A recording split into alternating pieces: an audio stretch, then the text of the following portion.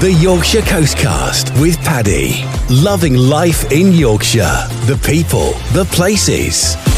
Hello and welcome to episode 40. This is the cast. Coming up, Scarborough Lights is back and it is absolutely amazing. Spectacular drone displays above the castle, an incredible animation in St Mary's Church and lots more as well. And we're talking the weather warning for snow. Yes, we are going to be talking to Joe Farrow, a forecaster from NetWeather, about the yellow weather warning for snow for the Yorkshire coast.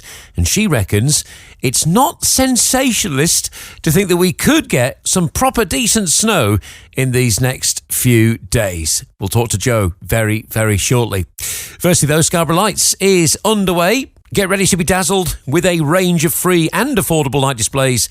It started on the 14th of November. It runs until the 21st of December. Sparkling town centre illuminations, including Westborough's LED light tunnel, the Dino Bouts on Vernon Road and Aquarium Top roundabouts, the shimmering harbour lights with ships ahoy, lots of boats lit up, the drone display at Scarborough Castle from the 19th until the 23rd of November, and this incredible animation at St Mary's Church, which you really do have to see. Histories and Mysteries are three amazing installations at St Mary's Church during Scarborough Lights. Well, I went along to the launch event at St Mary's Church and spoke to a number of people involved in Scarborough Lights, including, firstly, Scarborough Fair Festival Director Julian Caddy, who gave me a bit more information about these different installations within St Mary's Church from three local arts collectives. One is Photo Scarborough, who are doing pinhole cameras. So people may not necessarily know this, but photography of a certain age was pioneered in Scarborough, and so there's some photography of the style of when photography first began, and there's a little video booth for people to look at and enjoy that. We then have animated objects with a triptych of projected images all the way down the nave and into the altar area of St Mary's Church. With beautiful music, you may hear that in the background. We have the history of Scarborough, also detailed using still and moving images, and it beautifully fits with the architectural features of the church, so it's very beautiful. If you'd have said to me beforehand, we're planning on projecting images down the nave, I'd have said, well, there's too many pillars and stuff in the way. You wouldn't think it would work, but it actually really does, doesn't it? No, it's beautifully done. Kane and Dawn are brilliant. They've done so many things in Scarborough, and they love the town, and they've done so. Recently, they were the artists that created the latest edition of Moonlight on the Lake, which had over 8,500 people attending, which was brilliant. Then the third of the installations, which is still being set up in the corner, is called Tales from the Sea by Droma, which is a Victorian-style peep show. And you put in a doubloon into the machine, and you'll be able to see some curiosities happening in the old-fashioned way, but a little bit more slightly twisted, but very ornate and beautifully created peep show, and it's all together in one exhibition. And we're asking people to pay what you can. So if you can't afford to pay anything, you can come in for free. But if you feel you'd like to pay something, then you can come. And it's running from the 14th of November to the 14th of December on Friday, Saturday, and Sunday. There's a few days that it's not running, so double check. And it's from 4 p.m. until 7 p.m. Each of the days. Great. When you do watch the illuminations on the nave as people are enjoying right now, you know, as someone born and bred in Scarborough, it's one of those things again that makes you feel very proud to be from here, because it's celebrating our heritage, our history, it's celebrating the 400 years of Scarborough as a seaside resort, and it's fantastic. It just makes you think, why have we not been doing this longer here in this town? Well, I you know when I think about that, I want to shout it from the rooftops about how much of a brilliant place Scarborough is. Maybe that's next year. Absolutely. Yeah. Well, I'm starting now with the drone display. We'll be doing a whole prelude to Scarborough 400. The story is all about Thomasin Farrer returning 400 years after she first discovered the spa waters and started marketing them. Yeah. That's a beautiful thing, and there's a lot of stories to tell, and I'm looking forward to telling them. That drone display went down brilliantly last year, and there's more opportunities for people to enjoy this year's display, isn't there? It's over a number of nights. That's right. So we've got 5 nights of drone displays. So that's from Wednesday the 19th to Sunday the 23rd. You go to scarboroughfair.uk, and there's local resident discounts as well, which I think is really important. There's 15% off, cost of living, bearing that in mind. It's already not expensive, but to have that extra discount it just helps make the difference. We also have discounts for people from Whitby and Filey as well. So it's not just the Scarboroughians. So the residents are beyond Scarborough as well. Yeah, my other half will be pleased to hear about that, being a Whitby resident. That's right. And also, I've noticed from my living room, I can see the cenotaph on Oliver's Mount. So now I've got a laser from my sofa, I can see it, which is brilliant. That's right. So, yes, we've got skylights off Oliver's on the Mount. We couldn't do it directly from the monument. It was also it's a bit, I don't know if it's necessarily the right thing to do from a monument of that kind. I think it's probably better to light the area around it. I think it's a sort of sensitive site for putting on anything too flashy. But in terms of the location, I'm wanting to frame Scarborough from the sky, effectively, because we've got lights in the sky on Peasholm Island, we've got lights in the sky from Oliver's Mount, and we've got lights in the sky from the Castle Keep as well. And of course, down in the harbour, we have Ships Ahoy, and shortly you'll see the lighthouse lighting up and the toll house as well.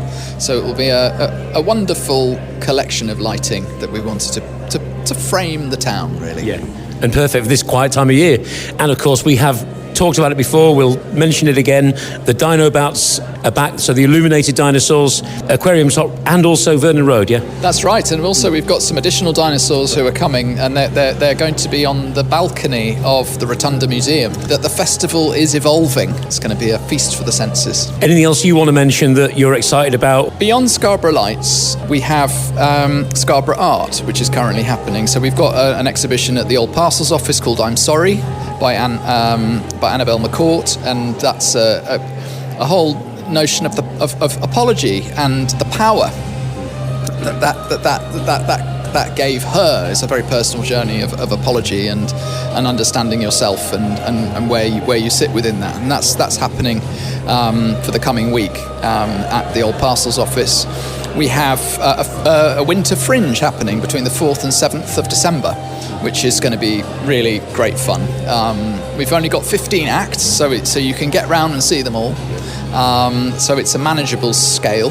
We also have the Countdown to Christmas, which is going to be happening every Saturday in December, with performances outside Poundland on Westborough. We have a curious Christmas quest, which will be a performance that takes people into the independent businesses around St Nicholas Street, Bar Street, Huntress Row, Vernon Road, and in that sort of surrounding area. We couldn't really cross too many roads with people in the dark, so we had to sort of keep it within that zone. And we've got a town centre. I think this is stop press. This place deserves to be a city. That's next year as well. in the town centre with a town centre advent calendar with the local businesses, so that we've got illuminated numbers in each of the shops that are participating, and that'll be from the 1st to the 24th of December. This Saturday night, there's a Dutchman who's coming to Scarborough for the very first time. There's a podcast in Holland. They've interviewed me in English, thankfully, and they're getting loads of people to sign up as members of Scarborough Ferry FC. They've sort of adopted Scarborough, which is brilliant, and hopefully they're going to bring loads of people over in April. He's coming for the first time on Saturday night to discover Scarborough. What a weekend for him to come. He is in for a real treat. It'd be great to get his feedback at the end of the weekend about a newcomer to Scarborough who doesn't know anything about the town, what they think when they see all of this that it's been laid on in the middle of November. Ja, we kunnen misschien een beetje Nederlands praten, maar ik kan een beetje Nederlands praten ook. I have no idea what that means, but I didn't. Well, there's something new I've learned as well. Was that Dutch? Was that proper Dutch? Well, that's Dutch. Yeah, my partner's Dutch, so I've learned to speak a few words of Dutch. But maybe I could do with you on Saturday night actually as my translator. Yeah. Or in fact, when they translate me on the podcast, which they no doubt will for their Dutch listeners, I could just double check with you that they haven't misinterpreted me, that would be great as well. But no, it's fantastic here this evening, and the atmosphere in this church with the lights and the music and the illuminations, just amazing, isn't it? What a venue it is. Really excited that it's happening. There's so much going on, and I think so much for us to be positive about. Even when it's raining. Yeah, which it is quite a bit at the moment. But the lasers look even better, don't they, in the rain? That's the great thing. They do, yeah. The light against the clouds and the mists, it makes it look all the more powerful, like something from War of the Worlds or something. Well, thank you for your time. I'll let you get back to doing all the mingling that you need to do. But thanks for your time. I appreciate it. Cheers. The Yorkshire Coastcast. Loving life in Yorkshire. Julian Caddy there, Scarborough Fair Festival Director. Well, I also had a chat with Lee Threadgold from Animated Objects. They are behind this incredible animation down the nave at St Mary's Church. I couldn't work out how they made it look so amazing when there are all these pillars and walls in the way, but actually there's some real science and real effort that's gone into this to tell Scarborough's story through the ages with this fabulous animation. Let's find out more now. This is a piece called Triptych, which is a large-scale projection, and it's a series of 3 films.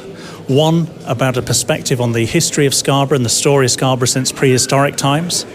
The second one being a celebration of the stained glass windows here at St Mary's. And the third one being something that the church asked us to do, which is a modern version of the Nativity. If someone had said to me, we want to do this, I'd have said, but hang on a minute, how are you going to project all these images on all these different shapes and all that? But it works, doesn't it? So how have you made it work so well? And as you were just saying there, I guess the further back you are, the more you can see. Yes, it's a vast experiment in projection, this.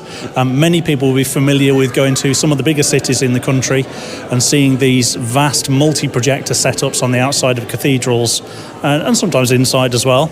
We had the resource of working with the church with just a single projector and working on how we could map the church's surface itself. So we've spent months working with the team here, and Hilary, who's an absolute star, working behind the scenes here at the church.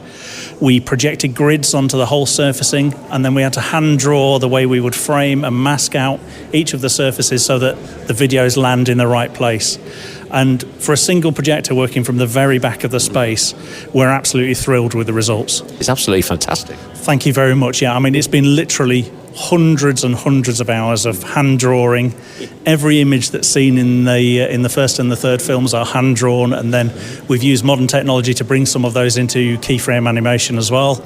And the second film, the one in the middle, are all high resolution photos of the beautiful windows here at the church as well. I only got a sneak peek of it for a few minutes, but sort of gave me a few goosebumps, if I'm honest, because Scarborough born and bred, and to actually see the town being celebrated, promoted, and it's the pride in our story, our history. It's just fantastic, really. That's what it's about. We wanted something that connects with the church as a venue, and St Mary's is obviously such a well-loved venue and place of worship here in the town.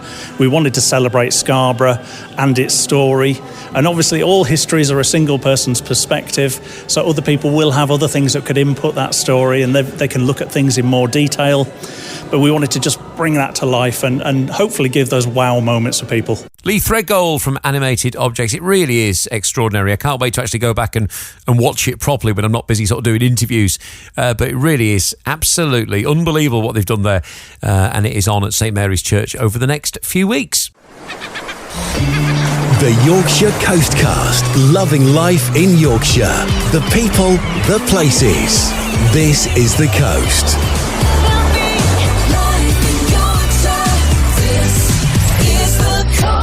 Coming up on episode 40 of the Yorkshire Coastcast, another interview I recorded at St Mary's Church in Scarborough for the launch of Scarborough Lights. This is about a new map which is coming next year, which will really highlight some of the incredible forgotten history in Scarborough. This is something that's been created by Big Ideas by the Sea. More on that in a moment. But first, you may have heard there's a yellow weather warning for the Yorkshire coast for snow in the coming days. Now, we're recording this episode on Tuesday morning, the 18th of November, and Jo Farrow joins me. She is a forecaster with NetWeather. What can we expect here in Whitby, Scarborough, Filey, Bridlington, and on the North York Moors with this associated weather warning, Jo? Well, you're certainly going to be the focus of the snow as we go through the middle of the week. It's not quite begun yet, and there's some colder air to come for the middle of the week. But for today, we're going to see more cloud and some rain. That's just one low pressure moves past. But by the time we get to later on Tuesday, things are beginning to change. We get some even colder Arctic air. You might not believe that if you've been out already this morning. So changes on the way for the middle of the week. Yeah, because it is really cold, and it's got really cold very, very quickly. So to imagine it getting even colder is quite a hard thing to grasp at the moment. I was playing football last night, and I felt sorry for those who were in goal because they're absolutely freezing. I mean, we do get these cold snaps, don't we, sometimes in November, but for it to get really, really cold, it still feels quite early for that to be happening. Well, the change is going to be when it comes down from the Arctic. So we're already in this northerly flow.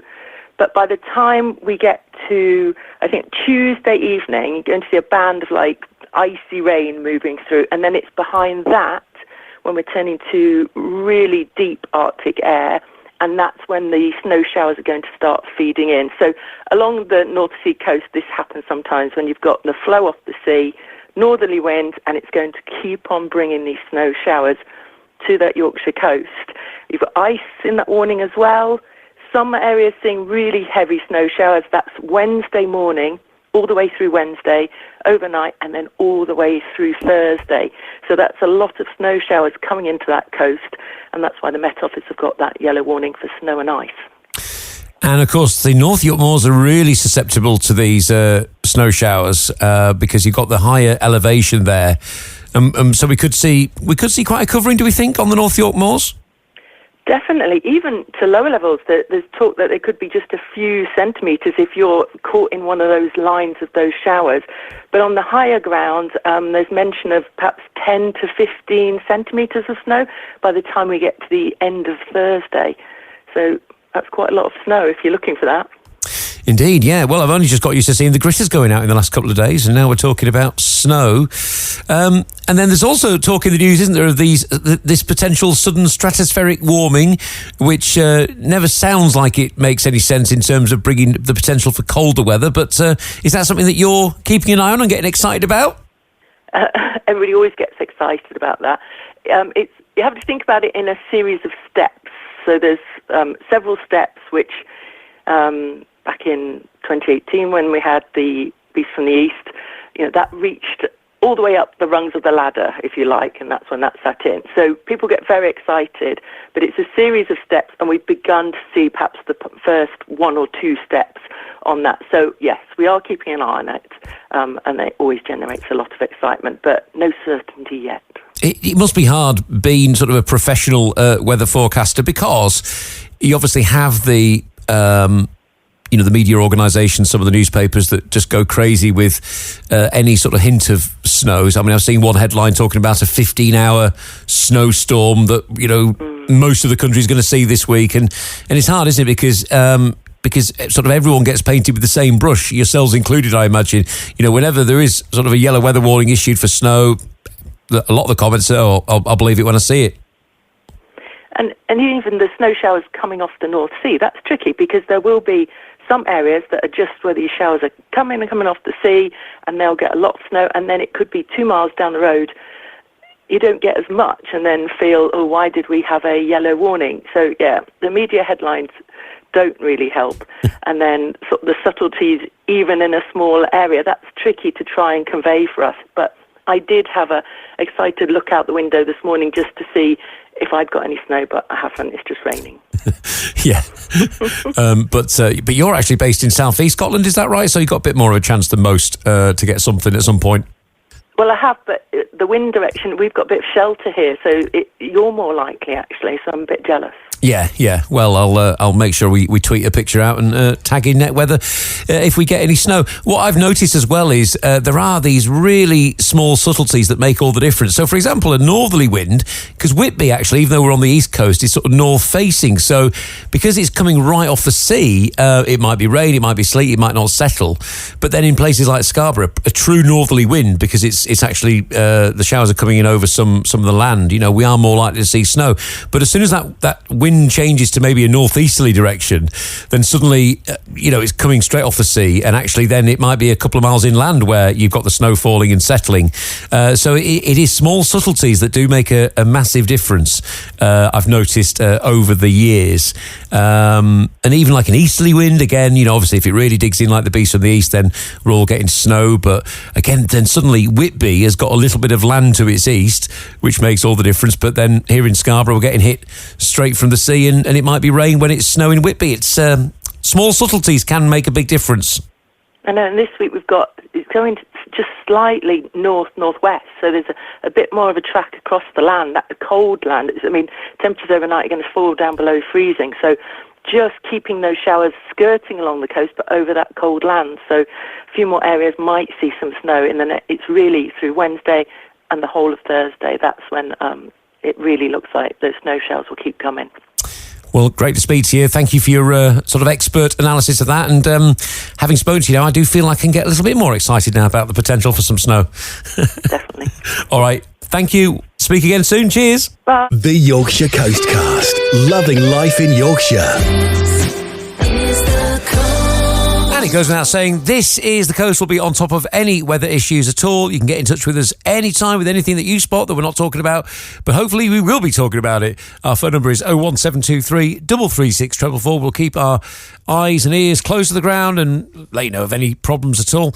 On air on This Is The Coast. We're on digital radio, online at thisisthecoast.co.uk. You can also get your smart speaker to enable This Is The Coast in the first case, and then it's Alexa, play This Is The Coast, for example, and it'll do just that.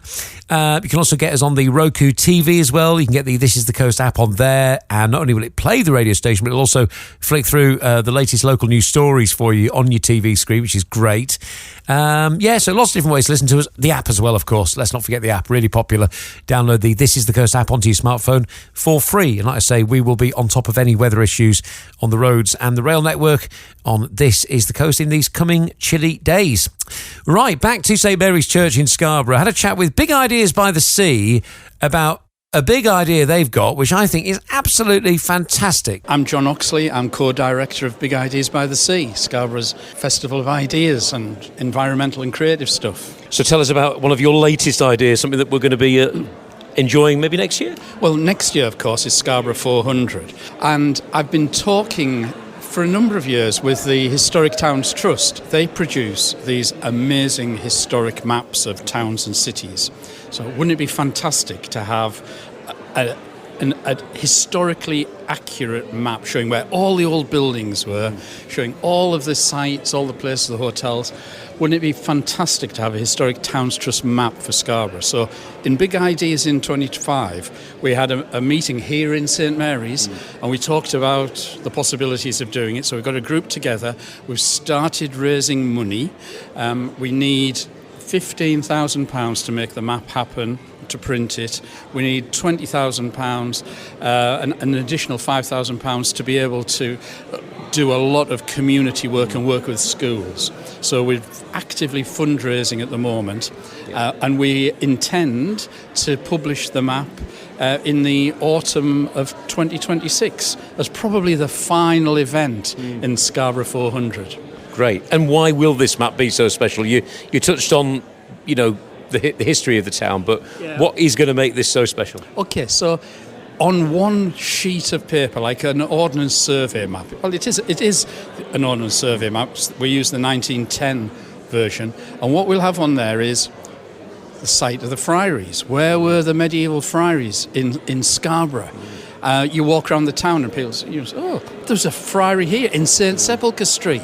And so there's a whole, where were the town defences? As you walk along Aubrey Street, do you know that the original defences used to run parallel to Aubrey Street in the old town? So where were the gates into the medieval town of Scarborough? How did the harbour develop? You'll have one huge sort of OS-style Land Ranger map, and all that information will be on it. So it'll be a real go-to resource for people who live here, visitors, and particularly, we hope, for schools and school children. Yeah. And for a Scarborough born and bred person like me, fascinated with the local history, that is going to be wonderful. Really, really wonderful. But I guess collecting this information is also one of the big challenges. Sorry, putting in there. Yeah, no, it is an enormous challenge. We're fortunate in Scarborough that we've got a lot of people who've spent a lot of time researching these things. So we've got Chris Hall, who used to be Conservation Officer at the Council, leading Light in the Archaeological Society, and he's drawn together a group of people who meet in Scarborough Library, and they're going through all the old directories, going through all sorts of old books, and pulling out from the books, from the directories, from the maps, and indeed from the excavations and the archival information, all of the data that will make this map this incredibly accurate and authoritative resource for Scarboroughians and the wider world. And I know what I feel is a fair bit about the history of the town, but I'm sure I'm going to be blown away discovering lots of things that I didn't realise. And for many, they'll be discovering a lot of stuff they didn't realise. And I guess every corner you go around, there'll be something on that map that says, wow, this was actually here once. Well, I mean, Scarborough has this incredible time depth. We've been exploring it on the Big Dig as part of Big Ideas by the Sea. We've had over 1,200 primary school children coming along, getting hands-on experience of, getting that real... Well, it's just grabbing their minds and feeding their curiosity. They love it. And Scarborough is, as I say, this incredibly historic, archaeologically rich place. From the Roman signal station is not the beginning. This is a rich prehistoric landscape that is then developed and exploited. And in the medieval period, of course, we have this amazing town placed here. It's just an incredible story that we need to tell and celebrate. And finally, what I do love is there's so many people like yourself that are passionate and creative and want to just do more to shine a spotlight on this town. And you must find that too. There's a lot of, I'm sure there's a lot of, doors that get shut in front of you and locked as well, and frustrations. But isn't it great that this town is full of so many people like yourself that just want to show off the town now and in the past? I mean, I think that's one of the strengths of Scarborough, is that the people who live here are actually really quite extraordinary. There are people whose families go back generations. You've got incomers like me who are sort of absolutely captured by the place, entranced by it. And the skills and expertise that sit within this small town is just quite extraordinary. And these people are so incredibly generous with their time and their knowledge that it just blows me away. It's what makes Big Ideas a success. It's what will make this Historic Towns Trust map a success. It's what makes Scarborough Fair a success. Yeah. I can't wait for that map. So I'll be the first to get a copy. You will. We'll talk. We'll be on the show and we'll talk about it. Please do. All right. Thanks for your time. Cheers. John Oxley there from Big Ideas by the Sea. I can't wait for that map. I think that's absolutely fantastic news. And it's great that there's some really passionate people that are getting together just to sort of really dig deep so that these pieces of our local history are kept alive for future generations. And with everything being put on a map, I think that'll be absolutely amazing. Right, well, thanks for listening so much to episode 40 of the Yorkshire Coastcast from This Is the Coast, the local commercial radio station for the Yorkshire Coast. Don't forget to give the radio station a listen, especially in the next few days with this very cold, wintry weather around. I'm actually going to be off air for a week, but I'll be back on Wednesday, the 26th of November. Thanks so much for listening. The Yorkshire Coastcast. The people, the places. Don't forget to subscribe where you get podcasts from. We're on Spotify, Apple, YouTube, and always at thisisthecoast.co.uk/podcasts. The Yorkshire Coastcast. Loving